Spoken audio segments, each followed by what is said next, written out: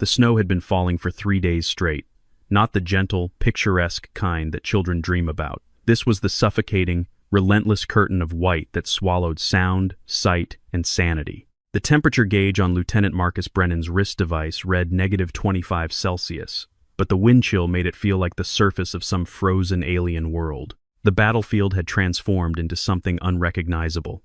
What had been a strategic high ground overlooking the valley was now an endless expanse of white hell. Artillery thunder rolled from somewhere beyond the curtain of snow, but the sound reached his position as muffled, distant rumbles, as if the earth itself had been packed in cotton. Brennan's company had been tasked with holding grid reference 77 Alpha, a rocky outcrop that offered commanding views of the supply routes below. In summer, it would have been straightforward. In this frozen nightmare, every advantage had been neutralized. "Command, this is Falcon 2-1. Brennan spoke into his radio, his breath crystallizing instantly in the frigid air. "Visibility is less than 50 meters. We have 3 vehicles immobilized by ice accumulation. Requesting static." The radio crackled with interference. The storm wasn't just physical, it played havoc with communications. Every transmission was a gamble. Sergeant Kyle Donovan appeared through the white veil, his face covered except for his eyes, which were ringed with frost. "Sir, the armored column is completely stuck. The treads are frozen solid. Engineering says at least 6 hours before they can move, maybe longer." Brennan nodded grimly. 6 hours might as well be 6 days in these conditions. The opposing force knew about this position. Intelligence suggested they were massing for a push to reclaim the high ground. And somewhere out there, in this white chaos, they were coming. The wind howled, a constant banshee wail that made thought difficult and conversation nearly impossible. Soldiers huddled in whatever cover they could find, but there was no escaping the cold. It seeped through every layer, found every gap in their winter gear, and bit into flesh with patient malice. "Movement, southeast sector." The call came from Private Emma Valdez, one of their forward observers. Brennan scrambled to the observation point, his thermal optic already raised. Through the swirling snow, heat signatures bloomed and faded. Enemy infantry, maybe 200 meters out. They were probing, testing the defenses. "Hold fire unless they close to 100 meters, Brennan ordered. Ammunition conservation was critical. Resupply in these conditions was impossible. But something felt wrong. The enemy advance was tentative, almost fearful. They weren't moving with the confidence of an attacking force. They were moving like prey.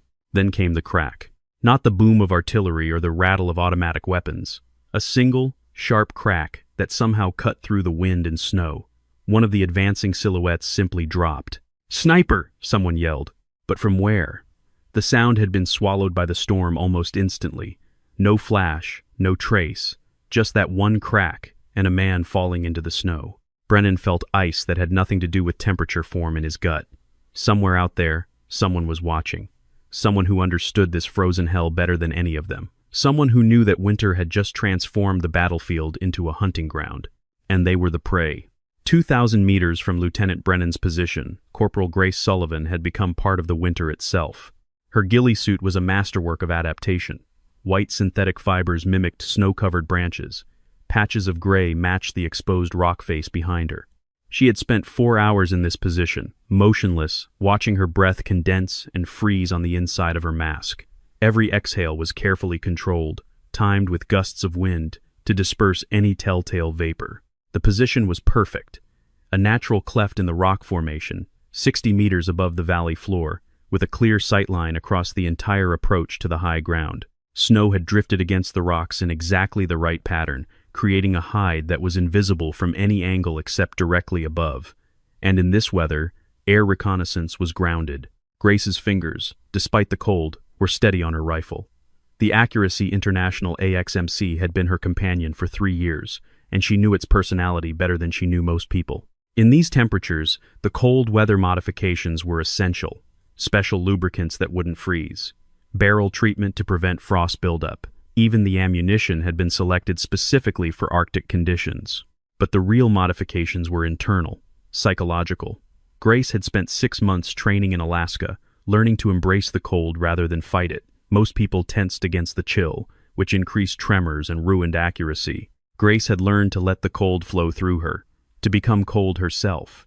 No shivers, no tension, just the rifle, the target, and the mathematics of death. Through her scope, She watched the chaos unfolding at grid reference 77 Alpha. The enemy force her own side, technically, but that distinction had become meaningless in this frozen civil war was in disarray. Their vehicles were stuck, their infantry was exposed, and they had no idea she was here. She had identified the command structure within the first hour. Military officers had tells, even bundled in winter gear. The way they moved, the deference others showed them, the communications equipment. Lieutenant Brennan had been easy to spot, but Grace wasn't here for junior officers. Her mission was surgical: eliminate the enemy's capacity to coordinate their defense without triggering a full alert. That meant picking targets that would create maximum confusion with minimum immediate reaction.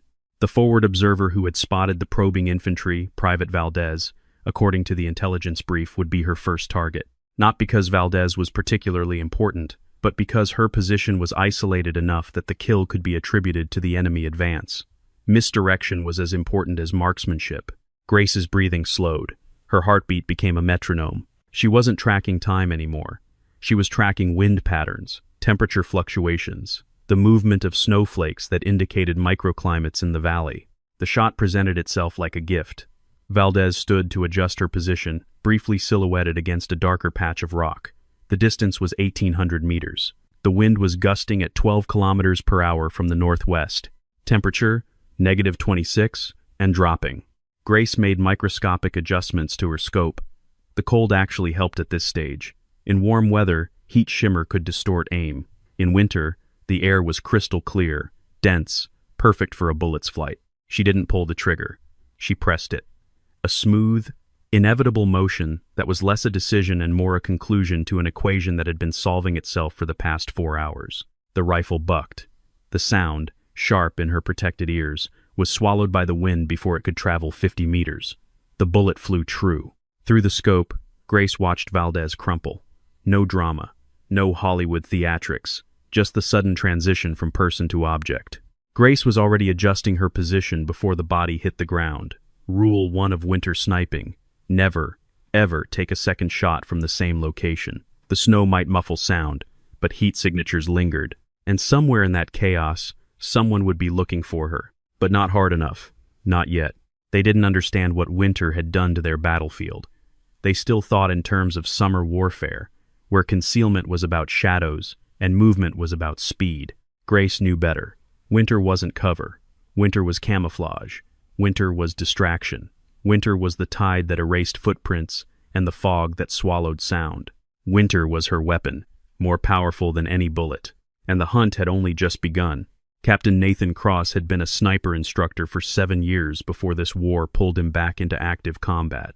Now, huddled in the command bunker at 77 Alpha, he was trying to explain to Lieutenant Brennan why everything they thought they knew about counter-sniper tactics was wrong. In normal conditions, Cross said, his gloved finger tracing lines on a topographic map, we'd be looking for muzzle flash, listening for the sound signature, watching for disturbed vegetation or dust. We'd triangulate based on the bullet's trajectory and the report timing. And now? Brennan asked, though he already knew the answer wouldn't be good. Now the rules are different. Cross pointed at the temperature gauge. This cold does things to physics that most people don't understand. Sound travels differently through frozen air. It's denser, which means it can carry further. But the snow acts like acoustic foam. That crack you heard? It could have come from 500 meters or 2,000. No way to tell. He pulled up a ballistics chart on his tablet. Then there's the bullet trajectory. Cold air is denser than warm air. At -25, we're looking at a 3% increase in air density compared to standard conditions. That changes everything. A bullet that might drop 10 inches at 1,000 meters in summer might only drop 7 in these conditions. And if our sniper knows that and adjusts accordingly while we're calculating based on warm weather tables, they have a significant advantage. Sergeant Donovan interrupted from the doorway. What about thermal scopes? Shouldn't we be able to spot the heat signature? Cross shook his head. In this cold, everything has a heat signature. The rocks retain thermal energy differently than snow. Wind patterns create temperature variations. A human being bundled in winter gear with a proper snowblind? They're just another warm spot in a field of thermal noise. You need context to distinguish a person from a sun-warmed rock face, and context requires time we don't have. Brennan stared at the map. So we're blind and deaf. Worse, Cross replied. We're predictable. Look at our positions. We're concentrated on this high ground because in summer, elevation equals advantage. But in winter, elevation is a trap. We're silhouetted against the sky for anyone below. We can't move quickly because the ice makes footing treacherous. We can't evacuate our wounded because the vehicles are frozen. We're not holding a strategic position anymore. We're occupying a kill box. The implications settled over the bunker like another layer of snow. Cross continued, his voice taking on the tone of a professor who knew his students wouldn't like the lesson. The snow itself becomes a weapon. Watch. He grabbed a handful of snow from outside the bunker entrance and let it fall. See how it fills in immediately? A sniper can move through snow without leaving tracks if they understand compression patterns. Step on fresh powder the right way, and the snow fills the depression within minutes. The wind does the rest. But they still have to breathe, Donovan protested. Vapor trails. Only if they're breathing wrong. Cross cut him off. Proper cold weather breathing technique means controlling your exhales. Short, shallow breaths that disperse immediately, or timing your breaths with wind gusts. And at 2,000 meters through a snowstorm, you won't see vapor trails anyway. Brennan felt the tactical situation slipping through his fingers like the snow outside. So, what do we do? Cross was silent for a moment. We realize that we're not fighting a sniper. We're fighting winter itself. And winter always wins wars of attrition. The question is whether we can survive long enough to change the game. Outside, the wind howled its answer. In the white chaos, someone was watching. Someone who understood these rules better than any of them. Someone who had turned physics, weather, and psychology into a hunting strategy. And somewhere in that frozen hell, Grace Sullivan smiled behind her mask. They were starting to understand. But understanding and countering were very different things. The next shot would prove that. Major David Holcomb was having a very bad day, which was about to become his last.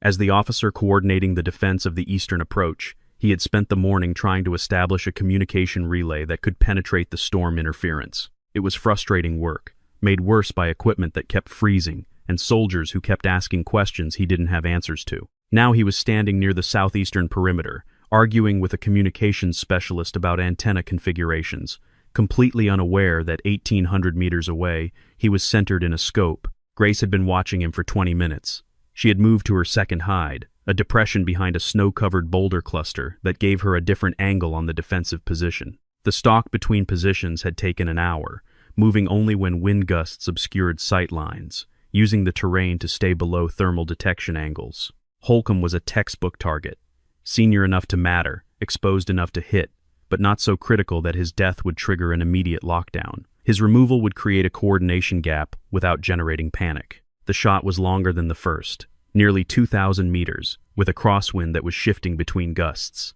Grace had been reading the wind for the past 10 minutes, watching snow devils dance across the valley, noting how they moved, where they formed, how quickly they dispersed.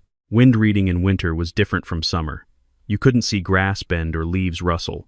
You had to read the snow itself, how it lifted, how it fell, the patterns it made in the air. It was more art than science, a skill that came from hours of observation and an intuitive understanding of fluid dynamics. The ballistics computer in her scope mount gave her a firing solution, but Grace didn't trust it completely. The computer used atmospheric models that didn't fully account for the microclimate effects of this specific terrain in this specific storm. She made a manual adjustment, adding half a minute of angle to her windage based on instinct developed over dozens of cold weather shots. Holcomb shifted position. He was pointing at something, his arm extended. A moment of stillness. Grace's finger found the trigger. Her breathing had already synchronized with the wind. She felt her heartbeat in her fingertips, strong, steady, 60 beats per minute. She would fire between beats, in that moment of absolute stillness between systole and diastole. The mathematics of the shot played out in her mind automatically now. Distance, 1,943 meters. Angle, -3.2 degrees. Wind, 4.1 meters per second, quarter value. Temperature, -26 degrees Celsius. Air pressure, 1,021 millibars. Coriolis effect, negligible at this range. Bullet drop, 15.7 meters. Time of flight, 2.4 seconds. She pressed the trigger. The rifle spoke. The sound, loud in her protected ears, was absorbed by the storm almost immediately. Anyone more than 100 meters away would hear nothing. The snow swallowed it whole. Through the scope, Grace tracked the bullet's invisible flight. 2.4 seconds was an eternity. Enough time for Holcomb to move, for the wind to shift, for fate to intervene. But the bullet flew true. Grace saw the impact through the scope, the sudden flinch, the collapse. Holcomb went down in the snow, and for a crucial 3 seconds, nobody around him understood what had happened. In winter gear, a bullet wound didn't produce the dramatic blood spray of warmer weather. Everything was insulated, compressed, hidden. Then the realization hit. Someone shouted, soldiers scattered, medical personnel rushed forward, but nobody looked toward Grace's position. Nobody could. The storm was too thick, the distance too great. The crack of the rifle had been swallowed so completely that most people at the defensive position didn't even know a shot had been fired.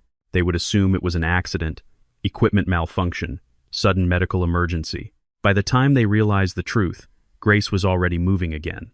She had learned long ago that the first rule of winter sniping was patience, but the second rule was motion. Never static, never predictable. The snow covered her tracks, the wind erased her presence, and the cold made thermal trails dissipate in minutes. She left her second hide and began the careful stalk toward position 3. Another 1,000 meters, another angle, another opportunity. Behind her, the defensive position at 7-7 Alpha was beginning to understand that something was hunting them. But understanding without knowing where to look, without knowing how to respond, was worse than ignorance. It bred fear, and fear, in winter, was as deadly as any bullet.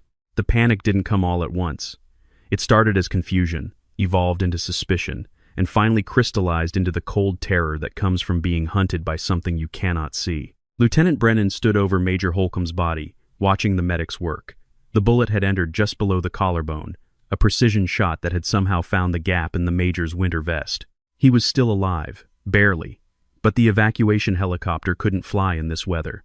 The aid station was already overwhelmed with frostbite cases. "Captain Cross," Brennan called. The sniper instructor appeared from the swirling white. 2 shots, 2 hits. Professional grade. Cross knelt beside the body, examining the wound angle without touching. High-angle shot, probably from the southwest based on trajectory, distance. He looked up at the storm, calculating, minimum 1,500 meters, maybe more. In these conditions, that's not just professional, that's exceptional. Sergeant Donovan approached, his face pale. "Sir, the men are spooked. They're starting to see shooters in every shadow. We had 3 false alarms in the last 10 minutes. Brennan understood. The psychological impact of a sniper was always disproportionate to the actual casualties. One hidden marksman could paralyze an entire unit, not through the deaths they caused, but through the deaths they might cause. Every movement became a risk. Every exposed position became potentially fatal. "Deploy the counter-sniper team," Brennan ordered. "Full thermal, full acoustic array. I want that shooter found." Cross shook his head. "Won't work." "Why not?" "Because your counter-sniper team is trained for normal conditions. They'll be looking for things that don't exist in this weather." Cross stood, gesturing at the storm. "The acoustic sensors are useless. Snow absorbs sound too effectively, and the wind creates constant noise pollution.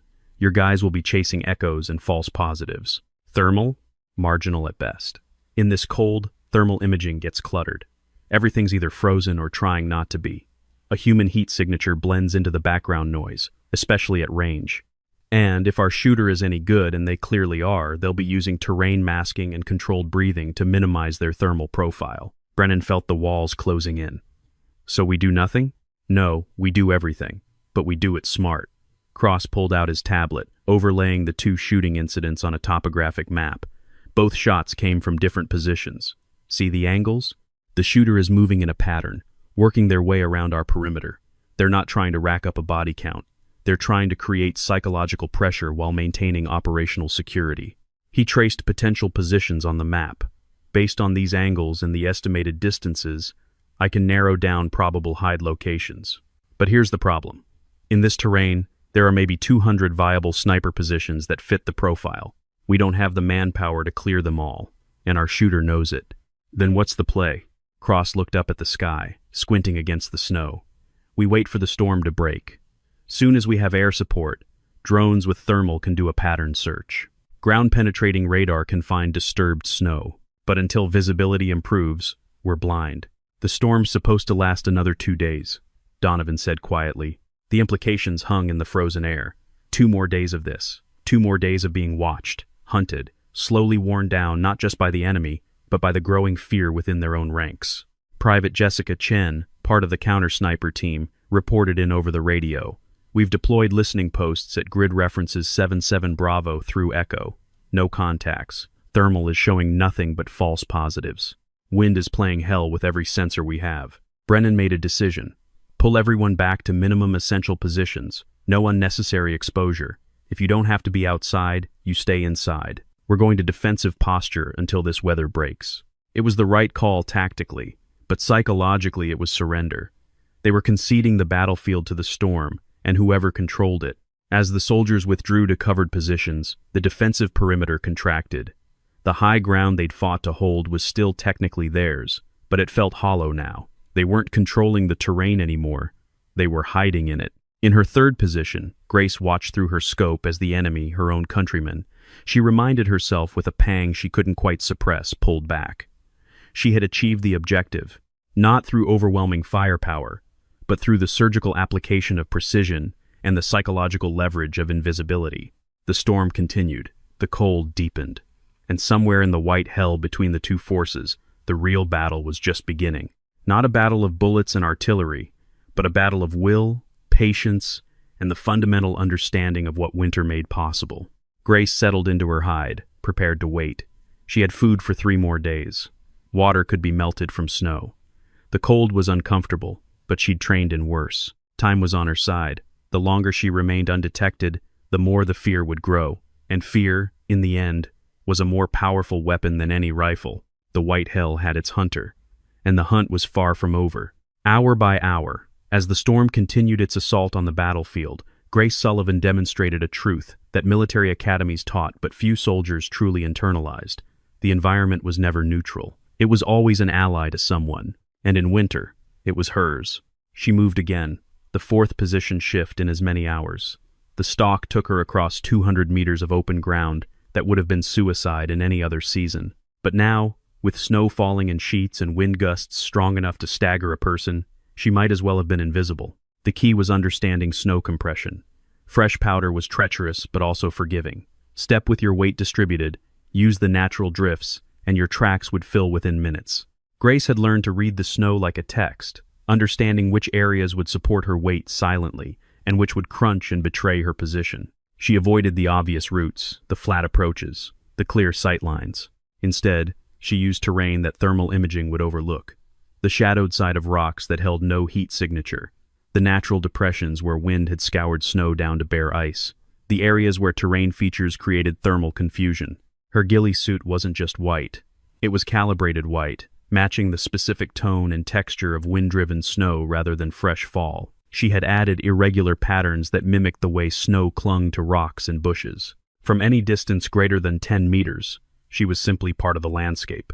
But the most important ally was the cold itself. At 7-7 Alpha, soldiers were fighting the temperature. They clustered near heaters when possible. They tensed against the chill. They took short shifts and long breaks. Their efficiency was dropping by the hour as exhaustion and cold stress accumulated. Grace had made friends with the cold years ago. She didn't fight it. She acknowledged it, accepted it, worked within its parameters. Her metabolism had adjusted during training to function in extreme conditions. She knew how to let her core temperature drop slightly without entering dangerous hypothermic territory. She knew which muscle groups to keep warm and which could tolerate cold without significant loss of function. Most crucially, she understood that the cold was making everyone else weaker, while leaving her largely unaffected. Every degree the temperature dropped. Every hour the storm continued. The gap between her capabilities and theirs widened. She reached her new position, a shallow hide on the northwestern approach, giving her a completely different angle on the defensive perimeter. From here, she could observe the command bunker entrance and the primary communication post. Through her scope, she watched the defenders. Their movements were sluggish now, reaction times degraded. She could see it in the way they performed routine tasks. Everything took slightly longer, required slightly more effort. Frostbite was becoming a serious problem. She'd watched them evacuate 3 soldiers in the past hour, their extremities frozen despite winter gear. But Grace's hands, while cold, were fully functional. Her trigger finger, protected by a specialized glove that sacrificed some insulation for maximum tactile feedback, could still execute a precise trigger press. Her eyes, shielded by goggles that prevented snow blindness while maintaining visual acuity, could still read wind and range. She was operating at perhaps 85% of her warm weather capability. They were down to 60% and dropping. The afternoon light was fading. What little of it penetrated the storm. In the gray twilight, the defenders activated artificial lighting. It was a necessary evil. Without it, they'd be working in complete darkness. But every light was a beacon, creating stark contrasts that made movement tracking easier for Grace. She watched a squad rotating guard duty, 6 soldiers moving from the bunker to forward positions. They were using a covered approach, smart, but the route was predictable. She filed the information away, not for shooting, not yet, but for understanding their patterns, their doctrine, their adaptation to the conditions. A gust of wind strong enough to shake her scope hit the position. Grace relaxed into it, letting her body become dead weight, offering no resistance. The wind passed. She resettled, made microscopic adjustments to her aim point. She wasn't here to shoot right now. She was here to observe, to maintain pressure, to ensure that every hour they stayed on this frozen mountain was an hour spent in psychological limbo. The cold was doing her work for her. Morale was degrading. Efficiency was dropping. Fear was growing. She just needed to be patient, to let winter wear them down while she remained sharp, focused, ready. A thermal signature appeared near the command bunker. Someone important, judging by the deference shown by nearby soldiers. Grace adjusted her scope, got a clear view. Captain Cross, the counter-sniper instructor. He was scanning the perimeter with binoculars, methodically checking likely positions. Grace smiled behind her mask. Cross was good. She'd read his service record in the intelligence brief. 7 years as an instructor, combat deployments in 3 different theaters. He would be the one to figure her out eventually, if anyone could. But eventually wasn't now. And now, in this storm, with her positioned where winter gave her every advantage, Cross was just another set of eyes looking in the wrong direction. She watched him for 5 more minutes, then slowly, carefully, began extracting from her position. The light was wrong for shooting now anyway. Better to reposition for evening, to keep them guessing, to maintain the psychological pressure. As she stalked away through the storm, Grace felt the cold wind on her face and welcomed it like an old friend. Winter wasn't just her ally. Winter was her army. Captain Nathan Cross knew he was hunting a ghost, but he'd hunted ghosts before, and sometimes ghosts made mistakes. He stood in the operations center, a prefabricated shelter that leaked heat and radiated stress. The topographic map on the table was marked with red dots, confirmed sniper positions based on ballistic analysis. 3 now, forming a rough arc around their position. They're working a pattern, Cross explained to the assembled team. Position 1 was southeast, elevation 60 meters. Position 2 was south-southwest, elevation 45 meters. Position 3 is northwest, elevation 70 meters. Each shot comes from a different hide, different angle, different distance. Lieutenant Hayes, the counter-sniper team leader, studied the map. That's a lot of ground to cover for one shooter, which is why I think we're dealing with someone exceptional. Cross pulled up thermal imaging data on his tablet. Look at these heat signatures from around the time of each shot. Nothing. No thermal trace, no movement patterns, nothing that stands out. That requires incredible discipline and technical proficiency. Sergeant First Class Monica Price, Cross's most experienced sniper, leaned forward. So we're looking for someone who's trained in Arctic warfare, who understands ballistics at a level beyond standard sniper school, who has the patience to wait hours between shots, and who's using the weather as active concealment. That's the profile, Cross confirmed. That's a very short list of people, Price said quietly. Maybe a few dozen worldwide with that skill set. Could be a foreign advisor. Or, Cross thought but didn't say, it could be someone from their own side. This civil war had fractured loyalties in complicated ways. The best American military training was now divided against itself. Options? Lieutenant Hayes asked. Cross walked to the map, tracing potential movement patterns. Standard counter-sniper doctrine says we do pattern analysis, predict the next position, pre-deploy our own shooters to ambush them. But that assumes normal conditions. In this storm, we can't pre-deploy effectively. Visibility is too poor, thermal is too cluttered. So what do? We make them come to us. Cross pointed to a specific location on the map. Tomorrow morning, we're going to stage a high-value target. Someone who looks like a senior officer, exposed, predictable. Our sniper has been picking off middle-level targets, communication officers, forward observers. They're working towards something bigger, We give them the opportunity, control the environment, and turn the trap around. Price frowned. That's using someone as bait. In this cold, if something goes wrong, I'll be the bait, Cross interrupted. I fit the profile. Senior officer, visible, moving between positions, and I'm trained to spot counterfire. If anyone can identify their position when they take the shot, it's me. Hayes shook his head. Sir, that's the only play we have. Cross's voice was flat, final. We've lost 3 soldiers to this shooter. Morale is collapsing. Every hour we don't neutralize this threat, we get weaker. They're winning a psychological war without firing more than 3 shots. That's textbook sniper warfare, and the only counter is to find them and eliminate them. The room was silent. Everyone understood the risk. In these conditions, the margin for error was non-existent. One more thing, Cross added. Our shooter is good, but they're working alone. That's both their strength and weakness.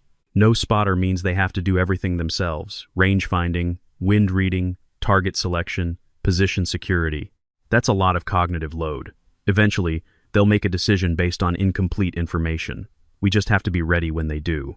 Price studied the map, her experienced eye reading terrain and angles. If I were them, I'd shift to the eastern quadrant next. Better elevation, direct sightline to the command bunker, and they haven't worked that sector yet. If we're staging bait, put it somewhere that makes the eastern quadrant attractive. Cross nodded. Good. Set it up for first light. Full team deployed in concealment around the bait position. Acoustic sensors at maximum sensitivity despite the interference. Thermal sweeps every 30 seconds. The moment they take that shot, we'll have maybe 5 seconds to identify their position before they displace. 5 seconds, Hayes repeated. In a snowstorm. It's enough. It has to be. They spent the next 3 hours planning every detail. Equipment checks, communication protocols, backup plans. By midnight, everyone knew their role. Cross stood outside the operations center afterward, staring into the storm. Somewhere out there, his opposite number was doing the same thing, planning, calculating, preparing for the next move in their deadly chess game. It was a strange intimacy, hunting someone you'd never met, understanding their capabilities, predicting their decisions, seeing the battlefield through their eyes. Cross had pursued insurgent snipers in the Middle East, cartel shooters in South America, but this felt different. This felt personal, not because of anger or vengeance, but because he respected the skill on display. Whoever this was, they were a master of their craft. In another life, Cross might have wanted to meet them, to share knowledge, to compare notes on technique and training. But in this life, in this frozen hell, one of them would die before they ever spoke. The wind howled its indifferent answer. The snow continued to fall, and the morning, when it came, would bring another round in a duel that only one person would survive. Cross went back inside to prepare. He would need rest for tomorrow, the kind of rest that came not from sleep but from acceptance of what was coming. Dawn would reveal whether he was the hunter or the hunted. Grace knew it was a trap within the first 30 seconds of observation. The morning had come gray and bitter, the storm slightly diminished but still thick enough to provide concealment. She had moved to her 5th position during the night, a grueling 4-hour stalk across terrain that tried to kill her with every step. But the new position was worth it. Eastern quadrant, as she'd planned, with perfect elevation and a clear view of the command bunker area. Distance, 2,247 meters. At the outer edge of her reliable range, but possible in these conditions. Then she saw him, a senior officer, moving between positions with deliberate exposure. Too deliberate, too predictable.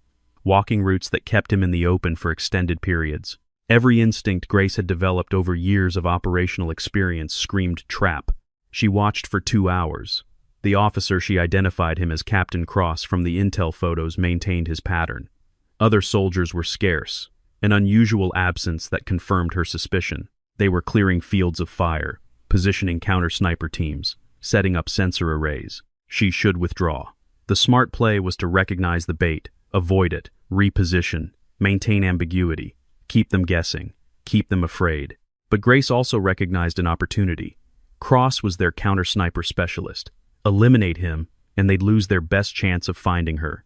It was risky, but the potential gain was worth considering.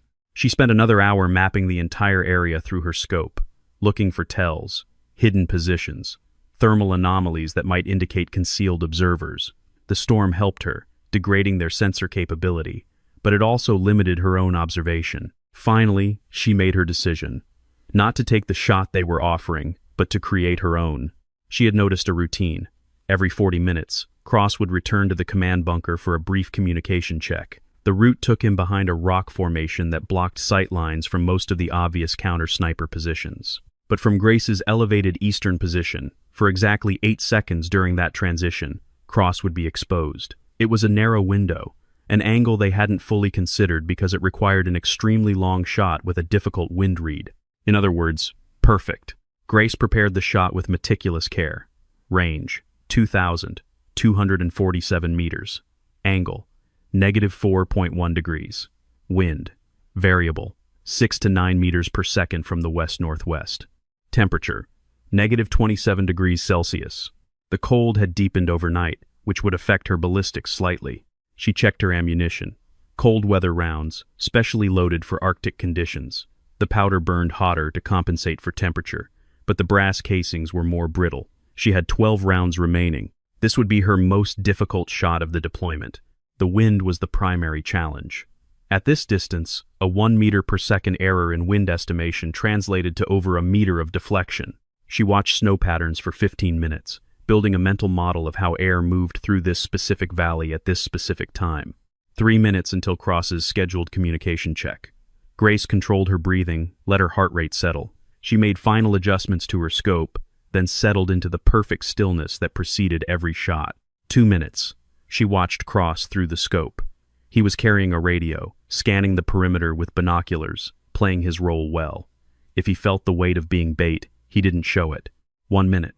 Grace's world narrowed to the scope picture, the crosshairs, the equations of death playing out in her mind. She wasn't thinking anymore. She was processing. Cross began his walk toward the bunker. Grace tracked his movement, waiting for the exact moment when the angle would be right. 30 seconds. The wind shifted slightly. She adjusted. 15 seconds. Cross reached the rock formation, began his transit through the brief window of exposure. 5 seconds. Grace's finger found the trigger. The shot had to be now, not a second earlier or later. The window was closing. She fired. The rifle kicked. The sound, even muffled by snow, seemed impossibly loud after hours of silence. Through the scope, Grace tracked the bullet's flight. 2.6 seconds at this range. Enough time for Cross to sense danger, to move, to ruin everything. But he didn't. He was focused on the path ahead, unaware that death had been calculated and dispatched. The bullet flew through the storm. Grace watched, her breath held, as physics and fate intertwined. Impact, but not where she'd aimed. At the last second, a wind gust she hadn't predicted caught the round. Instead of the clean center mass hit she'd calculated, the bullet struck Cross's left shoulder. He spun and went down, but he was alive. Grace's military discipline warred with her human reaction. She'd missed, not by much, but at this range, close meant nothing. Cross was down but not dead, and now she'd revealed her position with a shot that accomplished nothing except to confirm the trap. Time to move. She had 30 seconds before their sensors triangulated, maybe less. Grace broke down from her firing position with practiced speed. She'd already scouted her egress route, a depression in the terrain that would keep her below direct sight lines. She moved fast, abandoning stealth for speed. Behind her, she heard the reaction. Shouts, radio chatter, the whump of thermal drones launching despite the storm. They knew where she'd been now, but Grace had planned for this. She'd prepared 3 false positions along her escape route, complete with heat sources to confuse thermal imaging. The storm was still thick enough to break tracking. She had maybe 5 minutes before they organized a pursuit. She reached a prepared cache point, ditched her ghillie suit for a different configuration, changed her thermal profile. The old techniques, the ones that worked because they were simple and practiced. As she disappeared into the white, Grace allowed herself a moment of honest assessment. She'd gotten too ambitious. The shot had been at the edge of her capability, and she'd let tactical considerations override her judgment about conditions. Cross had survived, which meant the hunter had become the hunted. The game had changed, and now Winter would judge which of them understood its rules better. The bullet had shattered Captain Cross's shoulder but missed the major arteries. In the aid station, as medics worked to stabilize him, he stayed conscious through sheer willpower. "Did anyone get a fix?" he asked through gritted teeth. Lieutenant Hayes leaned close. "Acoustic sensors gave us a rough bearing. Eastern quadrant, high elevation, distance estimated between 21 and 2,400 meters. Thermal drones are searching now, but the storm. They're gone, Cross interrupted. Professional shooter knows the clock. They displaced within 60 seconds of taking that shot. You won't find them with drones. Then how? You don't. Cross grimaced as a medic adjusted his shoulder. Not directly. They've won this round, made us burn resources, exposed our counter-sniper positions, proved they can hit targets at extreme range in conditions that should make it impossible. We're playing their game. Price arrived, snow-covered from perimeter patrol. The position was clean. No brass, no trash, no thermal trace remaining. They used a hide that was probably prepared days ago. Multiple egress routes. We found evidence of at least 3 false positions designed to split our tracking response. Hayes slammed his fist on the table. So what the hell do we do? Cross was silent for a moment. The morphine was starting to work, dulling the pain but also his thinking. He forced focus. We change the game. Stop reacting. Start dictating. He looked at Price. What's the storm forecast? Breaking tonight. Clear skies by morning. Then we wait. Once we have air support, proper thermal imaging, drone coverage, then we can start a real search. Until then, minimal exposure. Everyone stays inside. It was surrender, tactically speaking, conceding the field to an enemy sniper. But Cross knew it was the smart play. Every hour his soldiers spent exposed was another opportunity for their hunter. Better to wait for conditions that favored them. The storm did break that night, as predicted. By dawn, the sky was clear, the snow had stopped, and the temperature had plummeted further to -32°C. The battlefield was transformed again, no longer a white chaos of limited visibility, but a crystalline wasteland where everything was visible for kilometers. Drones launched at first light, their thermal cameras scanning the entire area. They found nothing. No heat signatures that matched a human profile. No recent tracks. No evidence of anyone having been in any of the suspected positions. It's like they were never there, Hayes said, staring at the drone footage. But Cross knew better. They'd been there. They might still be there, buried in the snow, metabolically suppressed, waiting with a patience that exceeded human normal limits. Or they'd extracted during the night, their mission accomplished, leaving behind only the psychological damage they'd inflicted. The wounded list had grown not from sniper fire, but from the cold itself. 17 soldiers with frostbite severe enough to require evacuation. Morale was critical. The defenders of 7-7 Alpha were still holding the position, but they'd been broken psychologically. 3 confirmed sniper kills, 1 wounded, and absolute control of the battlefield psychological terrain. It was a textbook example of precision warfare. In the operations center, they conducted post-action analysis. The consensus was that they'd faced one of the most skilled snipers anyone had encountered. The ability to operate in those conditions, at those distances, with that level of stealth, suggested someone with exceptional training and experience. Could be special operations background, Price suggested. Maybe foreign-trained. Russian Spetsnaz has Arctic sniper programs, so does Canadian JTF too. Or, Cross thought again, it could be one of ours. Someone trained by the same military system they all came from, who'd simply chosen the other side in this fractured nation's civil war. The radio crackled. Command was calling. Falcon 2-1, be advised. Enemy forces are withdrawing from your sector. The high ground is yours. Prepare for reinforcement and resupply. Just like that, it was over. The enemy had decided the position wasn't worth the cost of taking it in winter conditions. They were pulling back to more defensible terrain. The defenders of 7-7 Alpha had won, technically. They'd held their objective. But everyone in the operations center knew the truth. They hadn't won. They'd survived, barely, against a single shooter who had turned weather and distance into weapons more effective than any artillery barrage. Cross sat in the medical bay, his shoulder immobilized, and thought about the shot that had nearly killed him. The calculations required, the patience, the willingness to attempt something at the extreme edge of possibility. He'd spent 20 years in sniper warfare. He understood the craft, the art, the science, and he knew that what he'd faced out there in the storm was something rare. Not just skill, but the kind of absolute mastery that came from total unity with the environment. Whoever that shooter was, they had understood something fundamental. Winter wasn't an obstacle. It was opportunity. The cold, the snow, the wind, all of it could be turned from handicap to advantage if you knew how. The silence after the storm was profound. No gunfire, no artillery, just the wind whistling through the frozen rocks. But that silence carried a question that would haunt Cross for a long time. Had the sniper withdrawn because their mission was complete?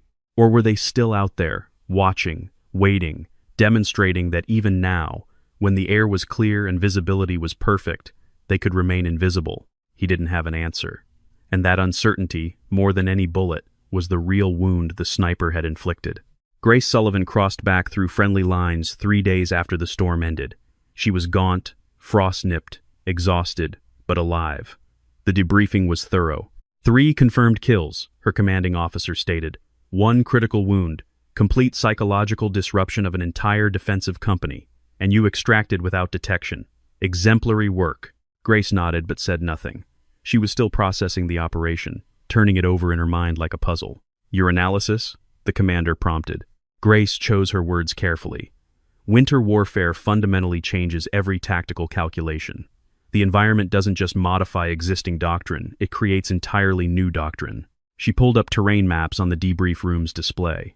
In summer, that defensive position would have been nearly impregnable. Elevation advantage, clear sight lines, strong supporting infrastructure. But in winter, all of those advantages became vulnerabilities. She pointed to specific locations. The elevation that gave them strategic overview also exposed them to wind and made their thermal signatures stand out against the cold background. The clear sight lines meant they couldn't hide their movements. The infrastructure concentration created predictable patterns. While you had what advantages? Concealment through environmental integration, sound suppression through snow and wind, thermal dissipation through cold, mobility through understanding terrain conditions. Grace paused. But most importantly, psychological advantage. Explain. They were fighting winter. I was working with it. Every hour the storm continued. They got weaker, and I stayed consistent. The cold was degrading their equipment, their efficiency, their morale. For me, it was simply the operational environment I'd trained for. The commander leaned back. The psychological component seemed particularly effective. They had you outnumbered 50-1, but you achieved objective without direct assault. Grace nodded. A sniper's primary weapon isn't the rifle. It's uncertainty. Every shot reinforced that someone was watching, someone they couldn't detect, someone who could strike at any moment. In summer, they could have used aggressive patrolling, air support, and sensor networks to find me. But winter took away all of those options. They were trapped in a kill box, and they knew it. And the longest shot? The one on Captain Cross? Grace's expression tightened. Tactical error on my part. I recognized the trap but attempted the shot anyway because the potential value outweighed the risk. In retrospect, the wind conditions at that range were beyond reliable prediction. I should have withdrawn. But you executed the shot and survived the extraction. That demonstrates adaptability. Barely. Grace's honesty was characteristic. I got lucky. Cross is skilled enough that if conditions had been slightly different, his counter-sniper response might have caught me. The commander made notes. The operation's success has generated significant interest. Central Command wants to develop winter warfare training based on your techniques. You'll be involved in curriculum development. Grace absorbed this. More soldiers trained in these methods meant more people who understood that winter could be an ally. It also meant her specific advantage would eventually be diluted. But that was the nature of military evolution. Every innovation eventually became doctrine. Every edge eventually dulled through distribution. One final question, the commander said. In your assessment, what is the core principle that makes winter the ultimate hunting ground for a sniper? Grace was silent for a long moment, considering. It's not about the cold or the snow or the wind. Those are just tools. The core principle is that winter reveals who has truly adapted and who is just enduring. She stood and walked to the window. Outside, snow was falling again. Most soldiers see winter as an enemy to be defeated. They fight it, resist it, try to maintain summer capabilities in winter conditions. But that's impossible. Winter is too powerful. It always wins wars of attrition. But a sniper who understands winter, who is trained to operate in it, who uses it rather than fights it, they become part of the environment. They're not trying to overcome winter. They're letting winter overcome everyone else. Grace turned back to face the commander. That's why it's the ultimate hunting ground. Not because it makes shooting easier, but because it makes everything else harder. And in that differential between someone who can operate at 80% efficiency in winter conditions and everyone else operating at 50%, that's where you find absolute tactical advantage. The commander nodded slowly. And that advantage is invisibility, control, time. Grace's voice was quiet but certain. Winter gives the prepared sniper all three: invisibility through environmental integration, control through psychological pressure, time through the knowledge that every hour that passes, the enemy gets weaker while you remain constant. She paused, then added, "That's why I titled my after-action report Frozen Fury. Not because of anger or violence, but because Winter's fury, its relentless, patient, inevitable pressure becomes the sniper's weapon, and there's no defense against it except to survive until spring." The debriefing concluded. Grace was dismissed to medical evaluation and rest, but as she left the building, she couldn't help but look at the falling snow with a mixture of respect and recognition. Winter was neutral, ultimately. It didn't care about sides or causes. It simply existed, brutal and beautiful, and utterly indifferent to human concerns. But for those who learned its language, who respected its power, who understood that adaptation was survival, winter became something more than just a season. It became the ultimate hunting ground. And somewhere, on some frozen battlefield in the future, another sniper would learn that lesson, would stand in the cold and realize that they weren't fighting the environment. They were becoming it. The snow continued to fall, the wind continued to howl, and winter, patient and eternal, waited for the next hunt to begin.